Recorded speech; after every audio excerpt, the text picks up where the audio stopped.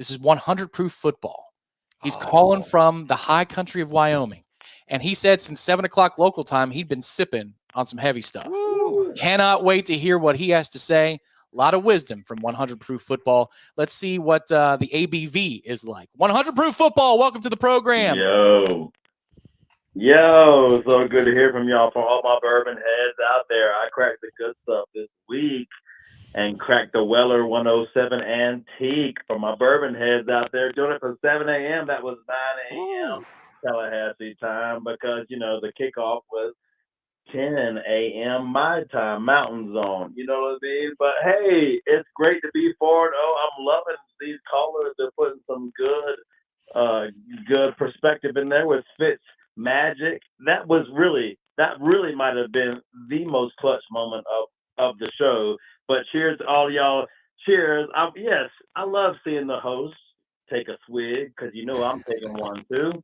So I would like to point out a few things. So I'm an analytical guy and I'm also a party guy. So listen here. The first thing is I don't want to sound too salty, but maybe Keon, is he going to post how many drops he had on the first drive of the game when we were having a chance to take the lead and he was hit open for the first down and then he dropped that pass? I don't know if he's going to put that football on his Twitter, but I'm going to move on from that. My main beef from the game is this, you guys, is that, look, we have one of the best D-lines in college football. We do. It's not hyperbole. We really do. But I feel like, look, Clemson didn't hit a single pass over 20 yards. They had one that went more than 20 yards, but the completion was like 12 to 16 yards, and he ran for the rest of it. We didn't play enough press coverage. If you play press and not off on these people, because they're afraid to give up the big play. If you play press, then you give the D-line a chance to make a play. But all these completions were made underneath, and then they ran for the extra yard. That was driving me crazy all game because your strength on defense is the D-line, and then you build it to the front, to the back, and the strength is the D-line. So give them time. Jared Verse, Mel Kiper, everybody knows he's one of the top players in the draft. He has no time to make a play because the D-backs are giving the underneath routes open. They're afraid to give it the big play because of what you've seen against Boston College, what you've seen against LSU that they dropped. Because LSU had a bunch of plays they dropped that was wide open big. Even Southern Miss did. So that's what they got to fix. We won today, so I don't want to crucify Fuller like that. But damn it, Fuller. Damn it, man. There is something missing on this. If we're going to be a national championship team, we got to play national championship defense, and we're not doing it. We're not doing it. I think 2022 J Trav is better than 2023 so far. Is that? Please don't boot me. Please don't kick me off for saying that. So far, 2022 J Trav found all the open receivers. 2023 J Trav going for the big shots. Today we saw how many times he's overthrowing people. Like there's other routes to be hit, but even when he's going for the shots, he's not giving them a chance to make the play.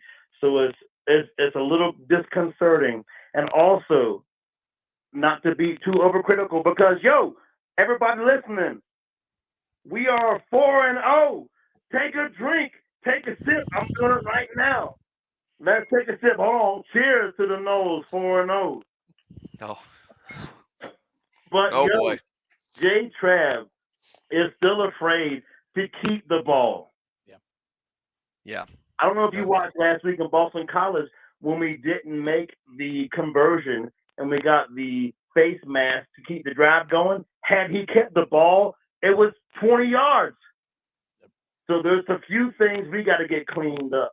And the only reason I'm being hard on this team is because this, talent-wise, is a national championship caliber team. But the pieces have to fall in line in the right way to make it happen. So all I'm saying is I'm so glad to be 4-0. I'm so proud of this team because are hungry. They fight. They have put the work in. They deserve today's win. But I feel like the coaches might not have put them in the best place to make it happen. Y'all tell me if I'm right or if I'm wrong. God bless y'all. Much love to Warchant. Shout out to all y'all. Thank you, 100 Proof Football. Thank you. I'm taking notes. When 100 Proof speaks, I take notes. There you go. Now to a person who has waited for over 40 minutes. Talk as long as you want, Eric in Kansas. Welcome to the program, the Warchant Game Day Postgame Show. Hey, thank you so much, guys, for taking my call. Yeah, Eric from Kansas. Been a fan since 1986, so it's been a long time. And just so grateful to go into Death Valley and get a win. 4-0 Noles.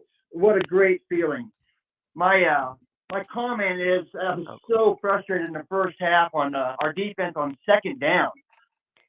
Just get your guys' thoughts about how many yards we gave up on second down. It just was hard to yell at the TV and get any results. But everybody's been talking about it. Gator Kirk and the number 4s and 4-0. And I completely agree with Gene. What a great time to get the bye week and get healthy. And let's go on the rest of the way. Noles all the way. Noles for life. Let's go to Jacksonville and talk to Shawn. Shawn in Jacksonville, welcome to the program. Tom and Gene, what's up? What's up? Big win. Let's go. Hey, middle of the field, I counted one pass the entire game. I want to get y'all's thoughts on what we do to address that. A lot of wheel routes, sideline stuff. We got to fix that. 2, Keon Coleman talks about those 50-50 balls are more like 80-20. I was starting to think he was the 20, but he made up for it in overtime. Great job. And then everybody, PSA, book your hotels, book your flights. Charlotte, New Orleans, Pasadena, Houston, still some good refundable rates out there. Get your tickets, and I look forward to seeing y'all out there.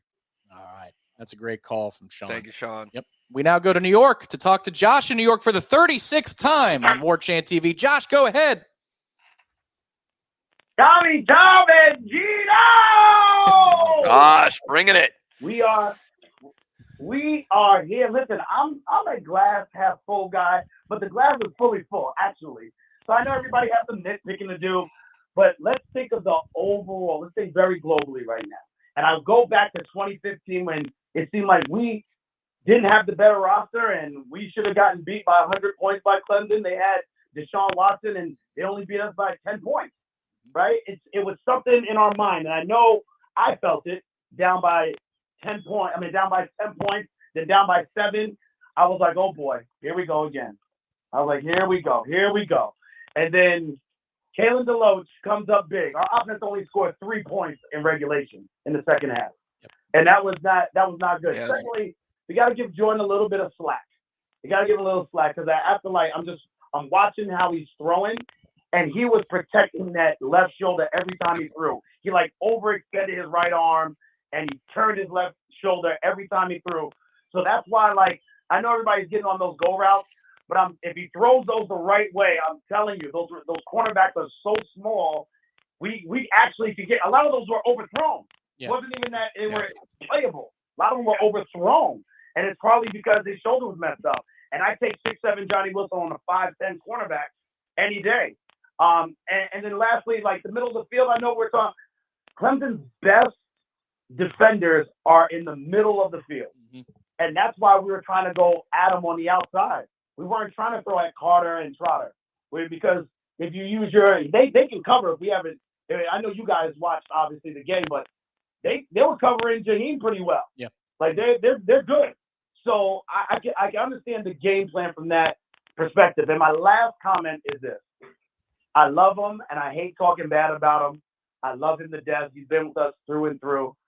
But if he's hurt, don't let him play. God love him. Maurice Smith was getting pushed in the backfield all game long, and that's part of the reason why we could not run the ball. He was getting pushed in the backfield, and it was closing up a hole that we thought was even there. Any cutback lane was done because of that. And, I love him to death, and I just kept an eye on him for most of the game when we were trying to run the ball, and he was just getting blown up, really. And it's probably because he was sick, hurt, I don't know, but it just seemed like that. And we couldn't get a hold to run. And the also reason why we couldn't run is because Clemson figured out pretty early that Jordan wasn't going to run at all. If he kept the ball, they would have to defend one more. But I don't care about all that. We won anyway. We have a bye week. I am happy. It was 4-0 Noles. 4-0 Noles. And everybody. Is that 2 drinks? Oh, Josh. Out there. We go to Rick in St. Augustine. Rick, what's going on?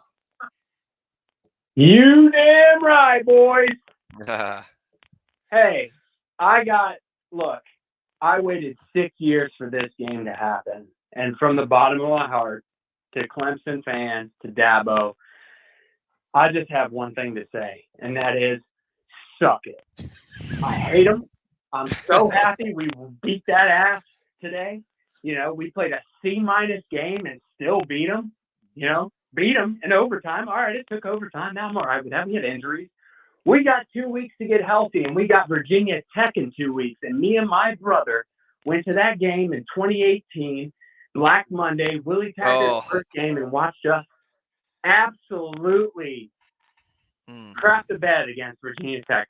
I claim my language there. I stopped it. But we didn't talk to each other the whole way back to the hotel because we were so upset. We knew it was 4 rough years. We didn't know it was 6. And I am ready 2 weeks from now to bury Virginia Tech. I hope we beat them by 50 points. We got 2 weeks to get healthy. I'm fired up.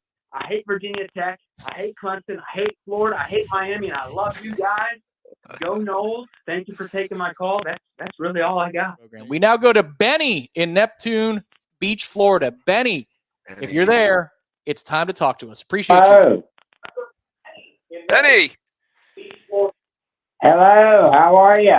We're doing well, Benny. We're fantastic, Benny. We're 4-0, baby. Well, I'll make you feel better.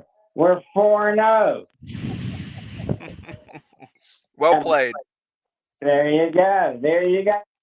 Yeah, I'm a 17-year-old man in Neptune Beach, Florida, and I don't think I can take many more games like this. But I'm telling you, it was wonderful. And my point that I wanted to make is, you can't argue with what he's done in the transfer portal. It's just been unbelievable. But my major point is this has got to do wonders for our recruiting.